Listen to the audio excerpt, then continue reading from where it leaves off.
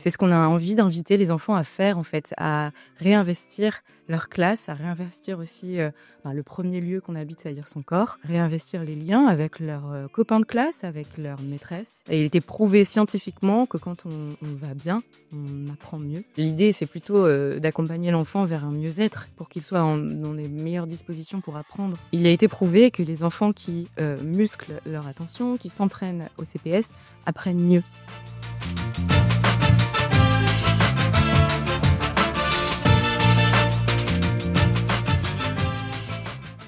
Et si à côté des cours de maths, de droit ou d'ingénierie, on apprenait à réguler ses émotions, à coopérer, à cultiver son attention ou à se relier à soi-même et aux autres. Aujourd'hui, on va ouvrir justement un chapitre, vous allez voir, passionnant de l'éducation, celui des compétences psychosociales, ces savoir-être essentiels qu'on développe encore trop peu dans notre école, nos universités et nos entreprises. Mon invitée aujourd'hui, Sophie Gosselin, est à la tête de Petit Bambou Foundation, un projet ambitieux qui vise à introduire la méditation, la pleine conscience et les outils de régulation émotionnelle dans les classes. Une vision profondément humaniste de l'éducation qui interroge nos modèles actuels et puis propose aussi des alternatives concrètes. Elle nous parlera de son engagement, des programmes aussi qu'elle déploie déjà en France et bientôt en Espagne, je crois, mais aussi de ce que ça change en profondeur tout ça pour les enseignants, les élèves, pour les adultes, pour les éducateurs, les managers ou encore les parents. Un épisode pour penser autrement l'école et l'enseignement de demain et le monde du travail, bien sûr. Bienvenue dans 20 sur 20, bonne écoute et bienvenue aussi Sophie. Merci. Merci beaucoup de me recevoir. Trop sympa d'être parmi nous aujourd'hui. Petit Bambou Foundation, alors on connaît cette application qui cartonne depuis des années, Petit Bambou. Là, Petit Bambou Foundation, c'est différent. Qu'est-ce que, pour celles et ceux qui ne connaissent pas, est-ce que vous voulez bien nous expliquer ce que c'est ? Oui, bien sûr. Alors peut-être que déjà certains ne connaissent pas Petit Bambou. C'est vrai, il y en a encore. Je peux le rappeler rapidement. Donc, oui. C'est en effet une application de méditation, de pleine conscience, qui a 10 ans maintenant.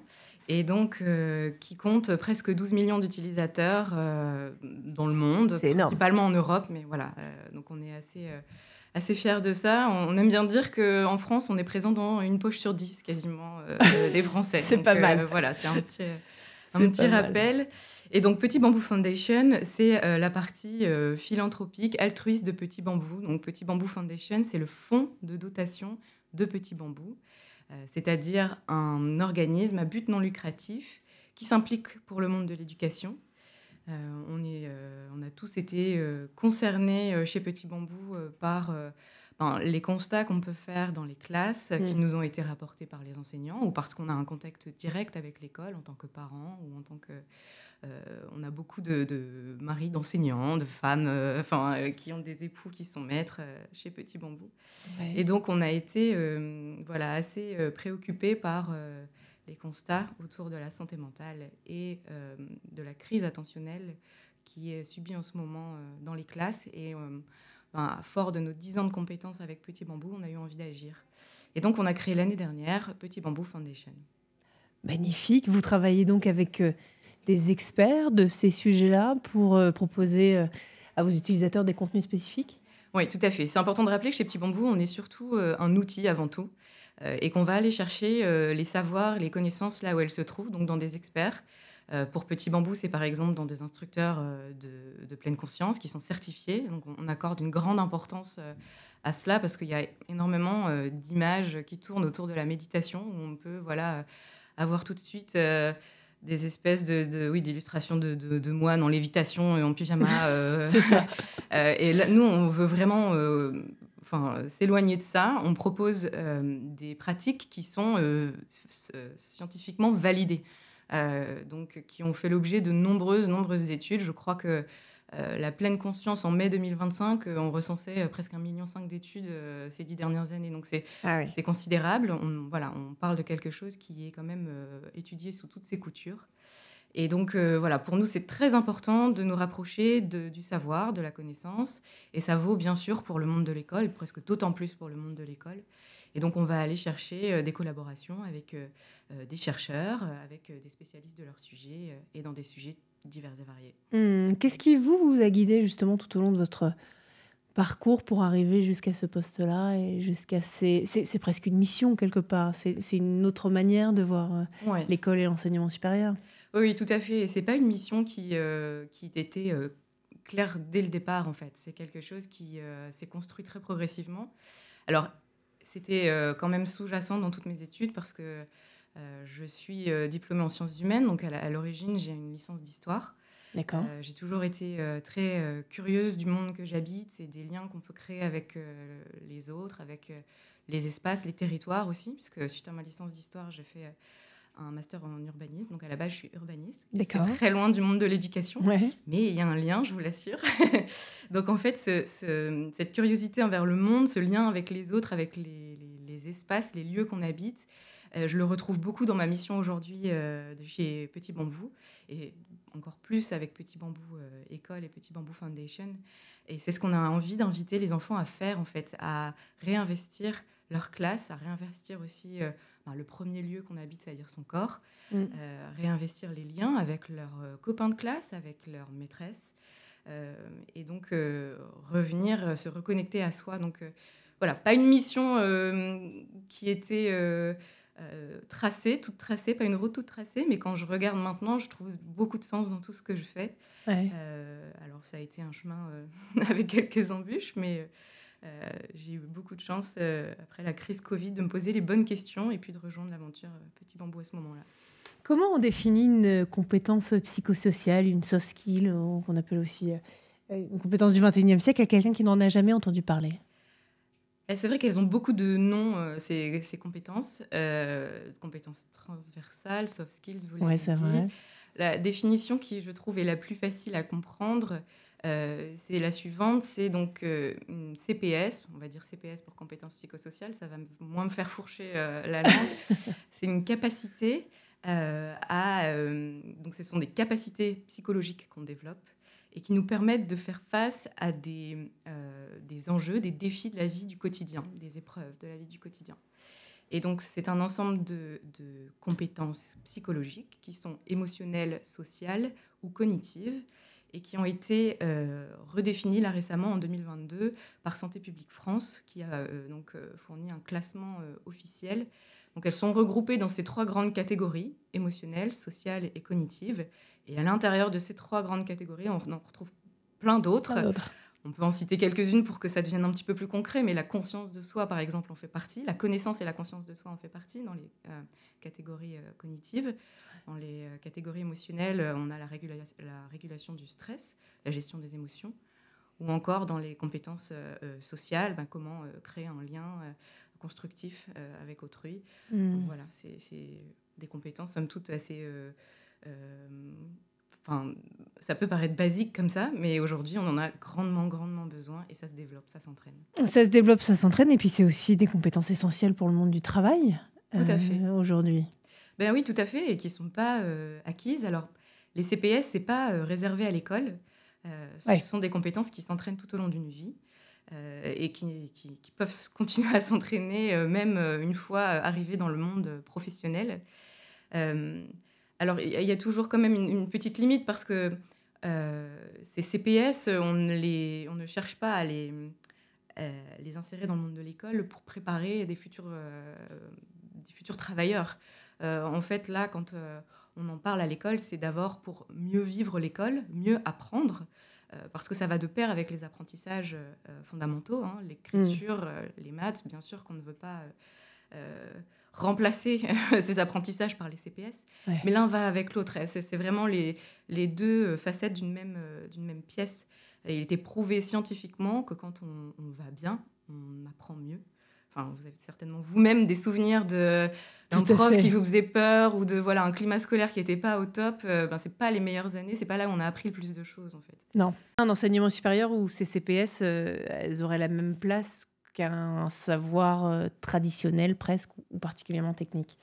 Nous, c'est ce qui nous fait un peu rêver en fait chez Petit Bambou, c'est que les enseignants aient les moyens et les outils pour pouvoir s'emparer de ces sujets, parce que là aujourd'hui, je pense que on pressent tous qu'on va dans le bon sens avec ces outils, mais comment les appliquer et les rendre facilement utilisables au quotidien dans des journées qui sont déjà extrêmement chargées, avec un planning où on a du mal à faire rentrer les programmes officiels, c'est ça l'enjeu en fait. Et c'est là où nous, avec notre expertise de Petit Bambou, on espère pouvoir apporter des solutions clés en main, vraiment des outils faciles, validés par la science, qui permettent progressivement de faire changer, de faire bouger les lignes. Parce que cet enseignement aujourd'hui, que ce soit dans l'école ou dans l'enseignement supérieur, est-ce qu'il existe déjà? C'est quelque chose, on en parlait récemment avec Solène Boquillon-Le Guaziou, qui est aussi une référence sur ces soft skills. Et j'ai posé la question, j'ai dit, mais c'est quelque chose qui ne s'évalue pas. Et elle me dit, mais en fait, on n'a pas besoin de les évaluer. Et en même temps, on veut que ces compétences, elles prennent de plus en plus de place dans notre système éducatif et l'enseignement supérieur. Oui, exactement. L'évaluation, en fait, pour quel but, ce serait quoi l'objectif à la fin?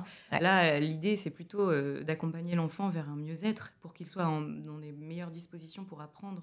Donc, continuons d'évaluer les compétences et les savoirs fondamentaux, mais les CPS, c'est dans l'intérêt de l'enfant, dans l'intérêt de la classe, dans l'intérêt de la relation de l'enseignant à l'enfant aussi, parce que ça, c'est un énorme enjeu derrière.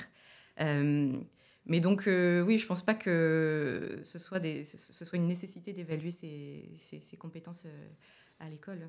Est-ce que malgré tout, on peut enseigner l'attention, l'empathie de la même manière qu'on peut enseigner l'histoire, la politique? C'est une bonne question. Alors, l'attention, c'est assez particulier parce qu'en fait, il y a énormément de recherches derrière tous les mécanismes qui sont en jeu quand on parle d'attention.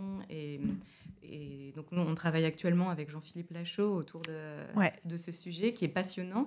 Et là, pour le coup, on a vraiment des théories à étudier pour bien comprendre son cerveau et savoir utiliser l'attention. Parce que c'est quelque chose qu'on a tous entendu pendant notre enfance, de « mais concentre-toi, mais fais attention, bon sang ». Mais est-ce qu'un jour, on nous a expliqué comment faire attention, comment prendre notre attention et la poser sur un sujet? Pas vraiment. Donc ça s'enseigne, ça s'apprend. D'accord. Mais surtout, ça se vit, ça se pratique en fait. C'est ça la grande nuance. C'est quelque chose, on peut en parler des heures, comme la pleine conscience d'ailleurs. Mais tant qu'on n'a pas fait soi-même l'expérience et qu'on n'a pas eu la curiosité de voir ce que ça générait chez nous, on ne peut pas vraiment savoir quels sont les bienfaits, comment ça va avoir d'effet sur nos vies. Donc, ce qu'on conseille avec Petit Bambou et avec Petit Bambou École, c'est si vous avez juste simplement la curiosité et l'envie de voir ce que ça peut générer chez vous et dans vos classes, faites l'essai. Il y a zéro risque, en fait. Donc, vous leur conseillez aussi, pardon, je vous coupe, mais à ces enseignants, par exemple, dans les écoles, de passer 5 à 10 minutes par jour ou par cours à explorer oui, ça ces peut compétences. commencer comme ça, en fait. C'est pas obligé d'être extrêmement formalisé. Et de toute façon, on part de très loin. Donc, le premier petit pas est bon à apprendre. Une petite méthode extrêmement simple, mais qui permet déjà de mettre un pied dans cet univers des CPS, c'est de se dire bonjour d'une façon un peu différente le matin quand on s'accueille dans la classe, de se faire un exercice de la météo intérieure. Pour ceux qui ne connaissent pas, la météo intérieure, c'est l'idée de tourner le regard vers soi et de se dire, là, ce matin, comment je suis quand j'arrive ? Est-ce que c'est un orage de colère? Est-ce que je suis juste dans le brouillard, j'ai encore sommeil? Bon, voilà, comment je suis? Et rien que le fait de déposer ça en arrivant et de dire, bon, voilà, j'étais comme ça, maintenant, je l'ai dit, c'est sorti, on peut commencer la journée et on t'accueille tel que t'es, c'est OK, on passe à autre chose, plutôt que de traîner cette petite tempête émotionnelle toute la matinée et de ne pas réussir à apprendre. Bon, voilà, ça suffit de 3 minutes, c'est même pas obligé d'en faire quelque chose d'oralisé. Ça peut être 3 minutes ensemble, chacun fait son petit bilan à l'intérieur et on n'est même pas obligé de partager si on n'a pas envie derrière. Ça, c'est un premier pas déjà vers des compétences émotionnelles qui sont essentielles. Ouais, effectivement, dans la vie professionnelle, personnelle aussi. Quand on a des bonnes CPS ou quand on les a développées, en tout cas, est-ce qu'on dit qu'on est compétent émotionnellement ? C'est une bonne question. Je ne sais pas si on peut mesurer la compétence émotionnelle. En tout cas, on est plus apte à faire face à tout ce qui va nous arriver dans notre vie et à y rebondir avec lucidité, responsabilité, avec plus de sagesse. Et ça vaut pour les enfants. Il a été prouvé que les enfants qui musclent leur attention, qui s'entraînent au CPS, apprennent mieux.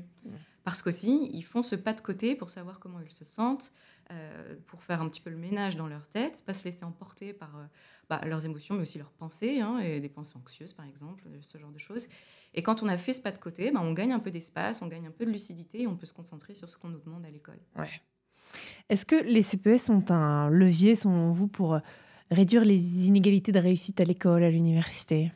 Oui, tout à fait. Elles peuvent l'être, en tout cas, quand elles sont appliquées, quand elles sont utilisées. C'est toujours mieux.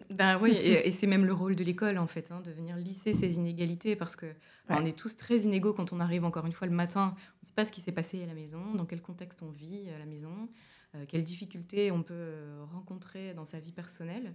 Par contre, le lieu de l'école est censé être le lieu où on met tout le monde sur le même pied d'égalité, d'équité en tout cas, pour permettre le meilleur apprentissage à tous. Et donc ces CPS viennent lisser ça, viennent essayer de... Ça ne va pas, c'est pas une baguette magique qui va vous enlever tous vos problèmes en 3 minutes de respiration. Ouais. Mais par contre, ça met un petit peu, encore une fois, d'espace entre ce qui se passe dans ma vie personnelle et qui me prend le dessus, qui me submerge. Et là, maintenant, je suis à l'école. C'est un autre sujet. Et là, je vais apprendre. Petit Bambou, vous êtes aussi bien connu pour la méditation. C'était presque, si je ne me trompe pas, la première de vos fonctionnalités, ou ce que vous mettez en tout cas le plus en avant à l'époque. Pourquoi cette méditation, elle reste si absente dans l'univers scolaire en France, alors qu'elle est si présente dans le monde du développement personnel, qui d'ailleurs lui-même prend de plus en plus de place dans l'univers professionnel? Oui, il y a une certaine frilosité autour de la méditation à l'école, parce que, encore une fois, cette méditation de pleine conscience, elle a une image qui est parfois mal comprise. Et donc, on a souvent besoin de la ramener à ses réalités scientifiques. Ouais. Donc, la méditation de pleine conscience est laïque à 100%. Oui, elle est empreinte des traditions bouddhistes, mais elle a été laïcisée dans les années 70 par Jon Kabat-Zinn, qui est un médecin-chercheur au MIT, américain donc, et qui a développé un protocole basé sur la pleine conscience bouddhiste. Alors, à l'origine, c'était pour ces patients. Il suivait des patients en cancérologie qui étaient donc en rémission, et il voulait accompagner cette période de rémission. Et il s'est rendu compte qu'avec un programme de pleine conscience, ces patients se remettaient mieux de leur maladie. Et donc, il en a créé un protocole, le MBSR, le Mindfulness Based Stress Reduction, qui existe encore aujourd'hui, qui est une référence pour tous ceux qui souhaitent se former à la méditation. Ça se passe sur 8 semaines. Je l'ai fait il n'y a pas longtemps, donc c'est frais dans mon esprit. Mais donc, c'est ce protocole qui sert de référence, et cette origine laïque et vraiment 100% scientifique. Donc ça, c'est important de le rappeler, parce qu'à l'école, en France, c'est un vrai sujet. Il y a eu des vous débats, le voyez encore aujourd'hui. Il y a des craintes de la part d'enseignants. Beaucoup moins, en fait. Mais oui, ça peut être mal compris.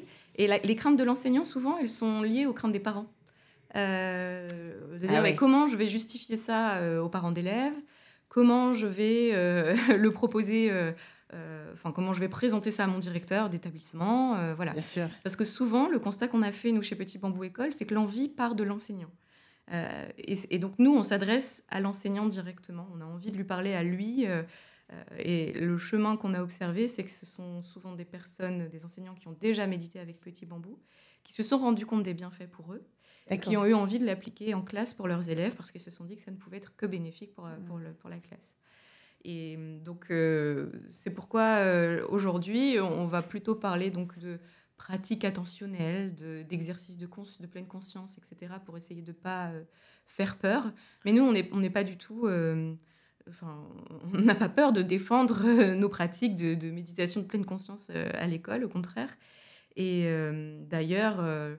on retrouve dans le classement des CPS qui a été effectué par Santé publique France, la pleine conscience est citée explicitement dans les compétences cognitives d'attention à soi. Donc en fait, je pense que cette frilosité, elle est en train de se réchauffer. Oui, peut-être aussi avec la place que prend le développement personnel aujourd'hui en France. Oui, au-delà de la place que prend le développement personnel, c'est peut-être plus... la place que prend toutes nos préoccupations autour de l'état de la santé mentale des jeunes. Et il se trouve que les CPS et la pleine conscience, c'est une des voies qui permet de prendre soin de cette santé mentale. Donc, allons-y, c'est là, ça existe, c'est validé scientifiquement, encore une fois, 1,5 million d'études et de méta-analyses ces 10 dernières années. On est quand même face à quelque chose de très solide. Donc, encore une fois, pour ceux qui ont la curiosité, nous, on existe, on est là et c'est gratuit pour les enseignants. Mais il y a plein d'autres voies à explorer. On n'est pas la seule et unique solution magique à tous les problèmes de l'école. C'en est une. Ce serait intéressant de voir, je ne sais pas si vous l'avez fait, de voir les effets concrets qu'on observe chez les enfants, chez les adultes aussi, chez les étudiants après plusieurs semaines de pratique régulière. On l'a pas encore fait, mais c'est dans notre... C'est dans les bacs. Oui, voilà, c'est dans un petit coin de notre tête. D'accord. Ça a été fait par ailleurs. Il y a une grande étude en France qui a été faite par Grégory Michel il y a quelques années de ça maintenant. D'accord. Donc, on manque un petit peu aujourd'hui de data spécifiques à la France. On a beaucoup d'études qui ont été faites à l'international. Mais nous, là, les chiffres qui nous préoccupent surtout, c'est les dernières études qui sont sorties sur la santé mentale, sur la santé mentale des jeunes. Donc, Enclass et Enabi, c'est les deux études les plus récentes. Et les chiffres assez préoccupants, oui. Bien sûr. On parle quand même de taux de suicide effarants chez les lycéens, ou de sentiments de solitude, de vrai mal-être, un vrai mal-être qui est assez silencieux, et là qui commence à être mis en lumière. C'est dû à quoi, à votre avis, ce mal-être ? C'est une conjoncture de facteurs. Il n'y a pas une réponse évidente à ça, il y en a beaucoup. Il y a une vraie profonde crise de lien dans la société aujourd'hui, mais ça se ressent davantage à l'échelle de l'école, à des âges où en fait on se construit socialement et on a besoin de ces liens. Les réseaux sociaux en sont une explication. En fait, ces endroits qu'on dit sociaux où en fait on s'expose au regard de tous et où on reçoit souvent plutôt du jugement, parfois de la haine. Donc en fait, on se sent encore plus seul que... Bon, ça peut être un refuge pour certains, quand ça reste un outil qui est bien utilisé, très bien, mais c'est aussi un risque et c'est important de le dire sans diaboliser l'outil. Donc la solution, c'est d'utiliser entre autres Petit Bambou. C'est assez paradoxal de dire ça, parce que Petit Bambou est une application. Donc, c'est ça. Voilà, on est un peu dans une espèce de schizophrénie. Mais comme quoi le numérique peut aussi être éducatif et un moyen pour se sentir mieux. D'ailleurs, c'est quand même assez fou. Enfin, moi qui utilise un peu les réseaux sociaux, sur Instagram en ce moment, je ne vois que des publicités, pas pour Petit Bambou, mais pour d'autres applications qui sont sur le bien-être, sur le développement personnel. Je vois que je ne suis pas la seule dans la salle. C'est quand même assez dingue. Oui, c'est assez dingue. Il faut aussi faire attention parce qu'il existe de tout sur le marché. C'est ça. Donc là, c'est le moment d'aller chercher notre compétence psychosociale d'esprit critique et puis de faire le tri un petit peu dans tout ce qui existe et puis d'aller chercher des solutions qui sont validées, des solutions qui sont solides, parce que tout ne l'est pas. Et donc, à nous de faire le tri. Mais tout le monde cherche un outil pour prendre soin de soi, pour aller mieux, pour s'armer, entre guillemets, j'aime pas ce vocabulaire guerrier, mais pour faire face au monde un peu complexe qui nous entoure. Bien sûr. Donc, auquel on est tous confrontés d'une manière ou d'une autre et au quotidien. Bien sûr. Vous êtes confronté, c'est peut-être pas le bon mot, mais vous passez par un processus de validation, je sais pas, de l'Agence régionale de santé ou par une autre autorité de santé qui permet de valider vos contenus ou... Non, pas aujourd'hui. Aujourd'hui, nos contenus, ils sont validés en interne par un conseil scientifique qu'on a créé, nous, avec nos experts qui nous accompagnent depuis longtemps. Et donc, quand on crée un nouveau programme, on le fait en collaboration avec ces experts. Et derrière, on a des enseignants qui viennent étudier le contenu, le valider. Et puis, c'est comme ça qu'on se permet de mettre ces contenus à disposition des classes. Après, la Fondation et Petit Bambou École n'ont qu'1 an. Donc, on est encore relativement jeunes. Des bébés encore. Voilà, exactement. On se rôde pas mal et on va trouver les bons partenaires progressivement en fonction des opportunités qui se présentent. Comment ils réagissent justement, ces enseignants qui sont parfois, et je le dis malgré moi parce que j'ai un immense respect, une immense admiration pour... le métier qu'ils exercent, filles et petites filles d'enseignants, ça ne s'invente pas, mais comment ils réagissent ces enseignants qui sont parfois réfractaires à de nouvelles applications, à de nouvelles pratiques aussi pédagogiques. Comment ils réagissent quand vous leur parlez d'attention, de respiration, d'émotion? Il y a des enseignants peut-être que vous formez à cette pédagogie-là? Alors, comment ils réagissent les enseignants aujourd'hui? En fait, si on reprend la genèse de Petit Bambou École, on a toujours été en contact chez Petit Bambou avec les enseignants. Il se trouve que dans nos bases de données, on avait un grand nombre d'utilisateurs de Petit Bambou qui étaient enseignants et qui nous faisaient part de leurs besoins d'accompagnement et d'aide pour pouvoir mieux accompagner leur classe, leurs élèves, les accompagner eux-mêmes dans leur bien-être personnel, mais aussi leur classe. Donc ça a démarré comme ça, en fait. On a voulu répondre à cette demande et on a mis à disposition gratuitement nos contenus pour ça.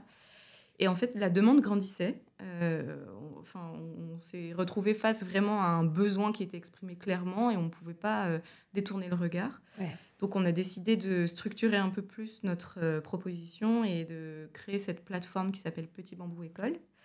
Et donc, la réponse a été forcément bien accueillie. Aujourd'hui, Petit Bambou École, c'est un peu plus de 9000 enseignants qui se sont inscrits sur cette année 2024-2025. Et l'accueil a été plus que chaleureux parce que déjà, on n'adopte pas une attitude conquérante. On cherche à convaincre personne, en fait, dans notre façon de s'adresser aux enseignants. On a envie de proposer des outils qui, nous, on est convaincus fonctionnent.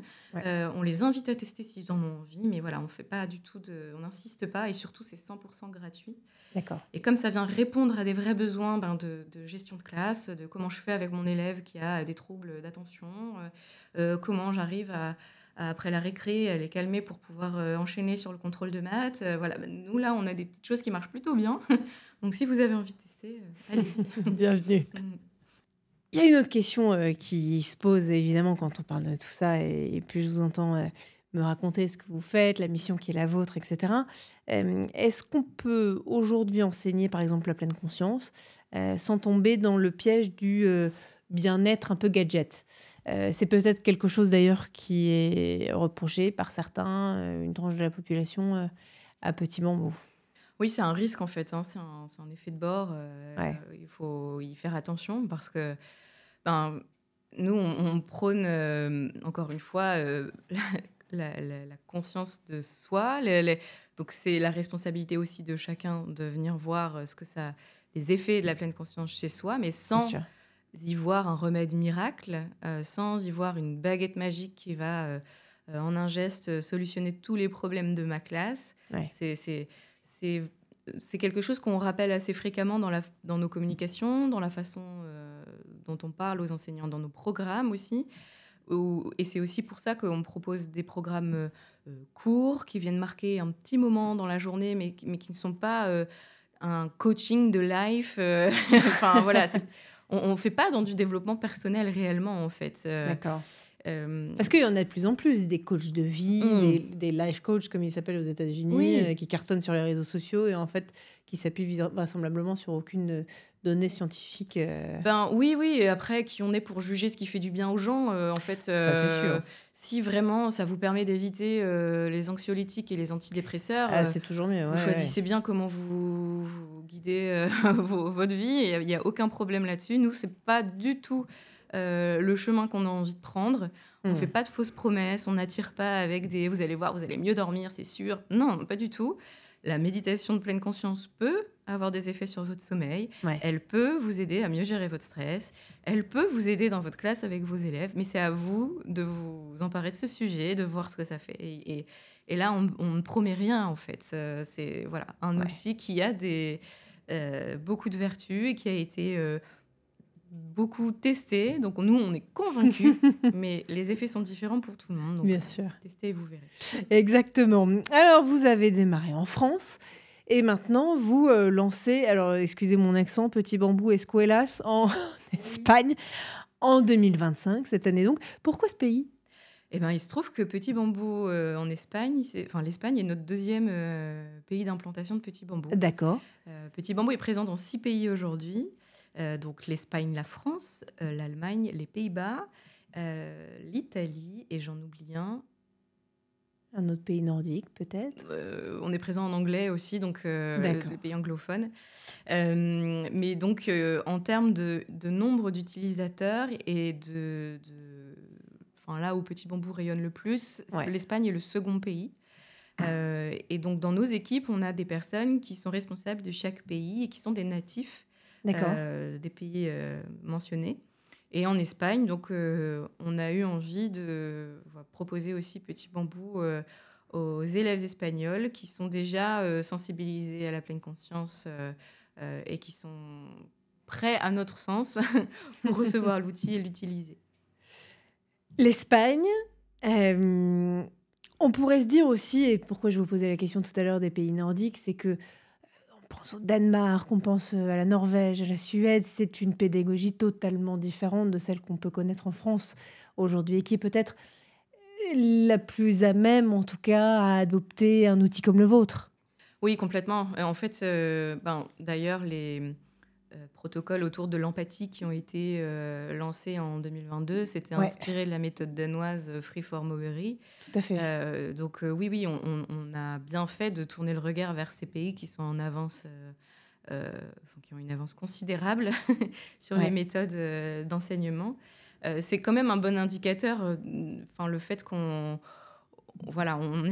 s'engage sur ce chemin-là progressivement et à notre rythme. Et il y a plein comment dire, de choses qu'on pourrait faire en plus pour que ça prenne encore plus dans nos écoles en France. Mais voilà, là, on prend cette direction-là, donc c'est plutôt rassurant. Maintenant, la question, c'est comment on rend tous ces apprentissages faciles pour les enseignants, en Ouais. fait. C'est toujours une question de formation. On y revient De toujours. formation, d'outils, de Ouais. moyens à disposition très concrets dans les classes. Enfin, hier, on était à un salon et on s'est quand même heurté à une réalité folle d'enseignants qui viennent nous voir et ils nous disent « Mais moi, j'adore vos programmes, j'adorerais pouvoir les proposer à mes élèves, mais j'ai pas Internet à l'école. Ou Ah oui. j'ai pas de vidéoprojecteur, ou j'ai pas d'enceinte. C'est mon enceinte personnelle que je ramène dans ma classe. » Ouais, c'est ça. Ben oui, en fait, on savait, nous, chez Petit Bambou, qu'il y allait avoir des freins auxquels on allait devoir Bah oui. essayer de remédier. Mais bon, a priori, sans connexion Internet, là, voilà, C'est donc loin d'être évident. on part de loin et c'est très beau sur le papier de vouloir prôner le développement des CPS et puis de s'inspirer des méthodes qui ont déjà fait leurs preuves. Maintenant, comment on les applique et comment on les amène dans les classes vraiment. Ouais. Ça, c'est l'étape suivante. Pas évident. C'est la suite. Qu'est-ce que vous pensez vous parlez des cours d'empathie, justement, qui ont été lancés au Danemark. Ils ont été aussi initiés en France, donc il y a quelques mois, généralisés, hein, bien qu'ils ne soient pas dans toutes les écoles. Mais qu'est-ce que vous en pensez? Ça, l'empathie, c'est une compétence psychosociale. C'en est une Parmi d'autres, d'autres. bien sûr. En fait, Mais on a l'impression que c'est la première qui est poussée de manière presque intensive. Dans c'est les vrai écoles. qu'on en a beaucoup entendu parler au moment où voilà, ce test a été lancé. Si on veut revenir aux bases, l'empathie, qu'est-ce que c'est? L'empathie, c'est le fait de pouvoir s'ouvrir aux émotions de l'autre quand il traverse quelque chose de difficile. Oui. Mais en fait, par exemple, pourquoi ne parler que d'empathie et ne pas parler de compersion, par exemple? De s'ouvrir à l'autre quand il traverse un moment de joie aussi. Donc en fait, c'est assez réducteur. C'est très bien de vouloir se saisir d'un sujet comme celui-là pour pouvoir le développer. Bon, là, en l'occurrence, c'était en réponse au problème de harcèlement scolaire à Tout à fait. l'école. Hein. Donc oui, c'est une solution, mais elle n'est pas unique, elle n'est pas seule. On peut parler par exemple de la confiance en soi, qui me semble primordiale pour pouvoir pleinement s'épanouir dans le monde et puis bien grandir. Aujourd'hui, si on voit les classements de l'OCDE, je crois qu'on était 64 sur 68, quelque chose comme ça, dans parmi les la derniers, confiance en soi des élèves. Donc il y a aussi d'autres sujets qui sont tout aussi essentiels. Et qui, voilà, pourquoi l'empathie plus qu'un autre? Quand vous regardez un petit peu l'international, donc vous me dites que vous êtes dans 6 pays, est-ce qu'il y a des pays qui vous inspirent sur leur manière justement de gérer l'épanouissement des enfants, leurs compétences psychosociales bien sûr, mais aussi leurs émotions?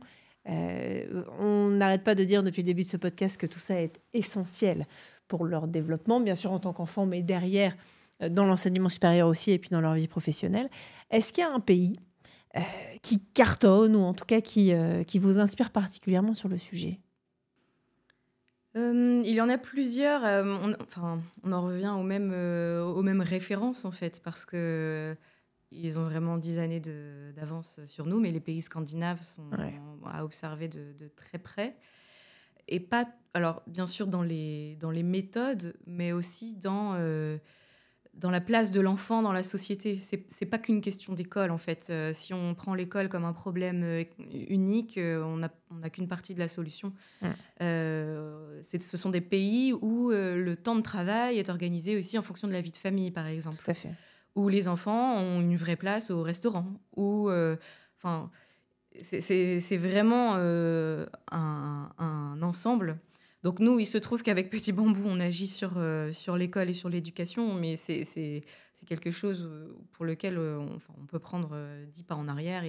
C'est culturel. Et c'est complètement culturel, oui. Mmh.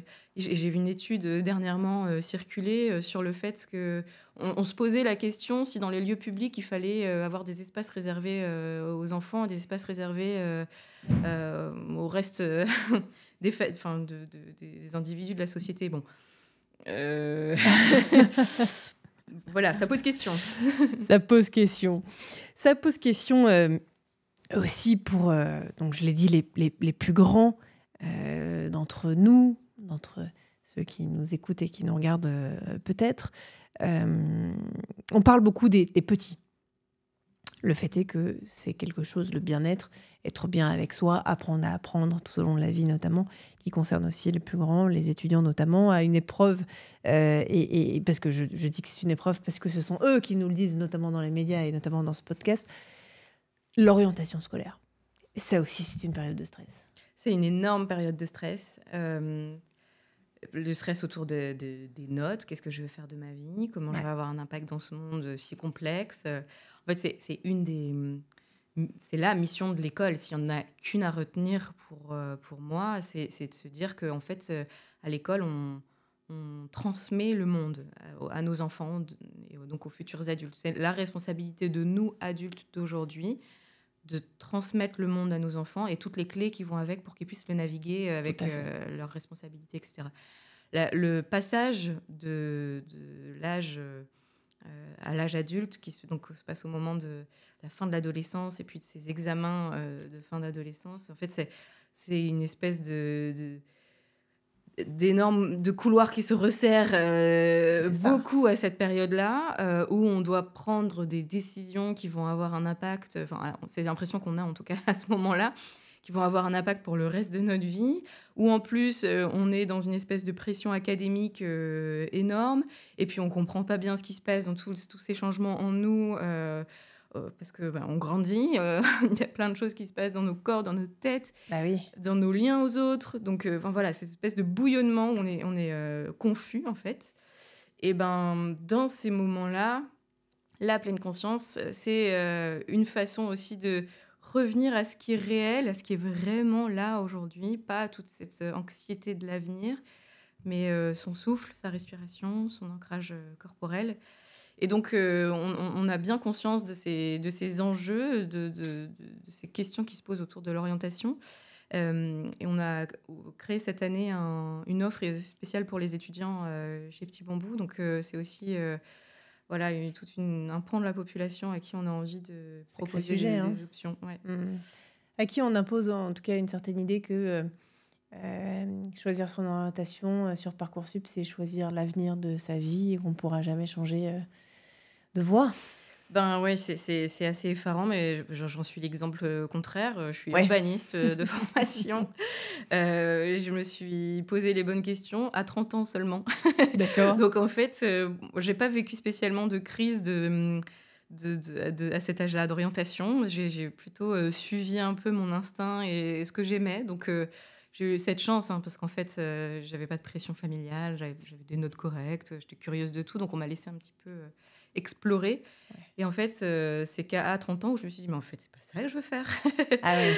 Ça ne me va pas. Voilà. Et c'est là où la pleine conscience que j'avais commencé à explorer est venue chatouiller quelque chose chez moi oui, mais c'est quoi tes valeurs, en fait ? C'est quoi tes forces, c'est quoi tes valeurs ? Et comment tu veux les mettre au service de quelque chose d'un peu plus grand que toi ? Donc, la question derrière que je me suis posée, c'est pas quelles compétences j'ai développées pour trouver la fiche de poste parfaite dans laquelle je serais confortable et bien à l'aise, mais plutôt quelle entreprise porte les mêmes valeurs que moi et pourrait m'aider à aller un peu plus loin. Et c'est là où les planètes étaient alignées. 2 jours plus tard, après mon bilan de compétences, je suis tombée sur une annonce LinkedIn chez Petit Bambou et ça a matché directement. C'est un Donc, match. il y a de l'espoir. Voilà, c'est pas Parcoursup qui définit le reste de sa vie. Non, mais en tout cas, vous soulevez un point qui est très intéressant, qui est celui de la quête de sens, quelque part. Vous avez cherché sans doute pendant des années votre sens jusqu'à être confronté au fait de vraiment vous poser les bonnes questions sur vous, ce que vous voulez faire, quelles sont vos valeurs. Et aujourd'hui, les jeunes se posent la question des valeurs. Et à partir du moment où une boîte, une entreprise communique sur des valeurs, mais qu'elle n'incarne pas forcément, parce qu'il y en a beaucoup aussi, malheureusement, et ben dans ce cas, ces jeunes ne sont pas du tout intéressés par le fait de travailler dans cette entreprise. Donc, ça redéfinit aussi complètement le monde du travail. Bah exactement. Et en fait, c'est aussi une question de est-ce qu'on peut arrêter de, je ne veux pas être vulgaire, de bullshiter les gens, en fait. Est-ce qu'on peut être vrai et authentique et quand on prône une valeur, l'incarner. Ouais. Ça semble optimiste et peut-être un peu béat quand on dit ça comme ça, mais non, derrière, j'y crois beaucoup. En fait, ça marche. La relation employeur-employé ne fonctionne que si l'un et l'autre sont réels et sont authentiques. Si on survend ses compétences en tant qu'employé, qu'on arrive, qu'on n'est pas à la hauteur, ça marche pas. Si on prône des valeurs qui ne sont pas du tout les réelles et qu'on les retrouve pas dans l'entreprise, ben ça marche pas pour l'employé non plus. Bien sûr. Donc oui, c'est cette authenticité, cette justesse en fait, Être aligné avec soi-même. Être aligné avec soi-même pour être vrai avec les autres. Ouais. On va peut-être dire ça aux politiques. C'est un autre débat. Ce sera ma dernière question de cette première partie, chère Sophie. Si vous deviez transmettre un message à la future génération d'enseignants, de dirigeants d'établissements, de décideurs publics, justement, quel serait-il ? Être aligné ? Ah, ouais, ça se réfléchit. C'est et c'est lourd en responsabilité. Ça, c'est un message à transmettre aux enseignants, c'est de reprendre du plaisir dans leur métier, d'aimer ce qu'ils font. Parce que tout passe par le lien. Et déjà, le lien qu'ils ont, eux, avec eux-mêmes. Donc, s'ils prennent soin d'eux, ils seront en mesure de mieux enseigner. S'ils retrouvent ce plaisir à enseigner, ça se transmet, en fait, dans les relations qu'ils ont aux élèves. Les élèves se sentent dans un climat de sécurité, je dirais presque d'amour, en fait. Et c'est une certaine forme d'amour. Et du coup, ils se sentent confiants pour bien grandir, bien apprendre et être pleinement eux-mêmes. Merci pour ça, en tout cas. Je suis sûre que ça va résonner auprès d'un certain nombre de nos éditeurs. On va passer maintenant à un format d'interview où je vais vous poser des questions plus courtes qui demandent des réponses plus courtes. Si vous deviez d'abord résumer les compétences psychosociales, les fameuses CPS, en un seul mot, qu'est-ce que vous diriez ? Ouais, ce sont des aptitudes pour pouvoir rebondir dans la vie. Dans 10 ans, méditer à l'école, est-ce que vous y croyez vraiment ?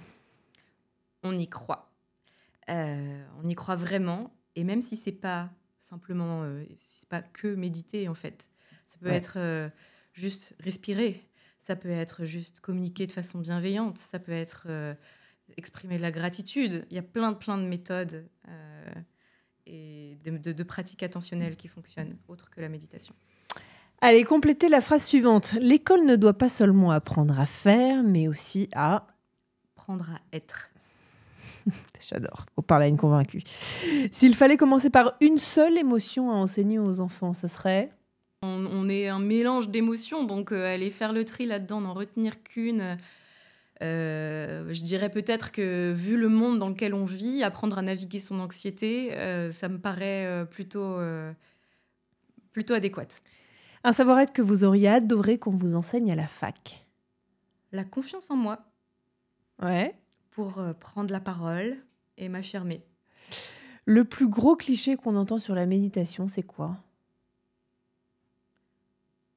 Méditer, c'est ne rien faire. Être dans sa bulle. Méditer, c'est égoïste. J'en ai dit plein, mais il y en a d'autres encore. On peut effectivement trouver un certain nombre. Allez, 2 dernières questions. D'abord, est-ce qu'il y a un prof qui a changé votre vie, Sophie ? Il y en a plusieurs, mais il y en a une dont je me souviens particulièrement, oui. D'accord. C'est ma prof d'anglais de lycée, donc de première et de terminale. J'adorais cette matière et elle l'a senti et elle m'a beaucoup aidée, notamment dans mes choix d'orientation. Et c'est grâce à elle que j'ai pu partir à l'étranger après mon lycée et puis m'ouvrir au monde et continuer mon exploration curieuse de qui j'allais être. On l'embrasse. Dernière question, si vous devez passer le flambeau du micro de 20 sur 20 à une personne dans le secteur de l'éducation, l'enseignement supérieur, la philosophie, la psychologie, vous pensez à qui ? Quelqu'un qui a vraiment beaucoup à nous enseigner, mais c'est un peu biaisé parce qu'on travaille avec lui, mais il me cesse de vous m'inspirer, de me surprendre. C'est encore une fois Jean-Philippe Lachaud. Ouais. Parce qu'il a une telle maîtrise de son sujet et en même temps une capacité à le rendre simple, qu'on devrait tous l'écouter avec beaucoup d'attention. Ce sera fait. Merci infiniment en tout cas, Merci Sophie beaucoup. Gosselin, d'avoir été parmi nous aujourd'hui. Merci à C'était vous. un plaisir de vous recevoir. À bientôt sur 20 sur 20.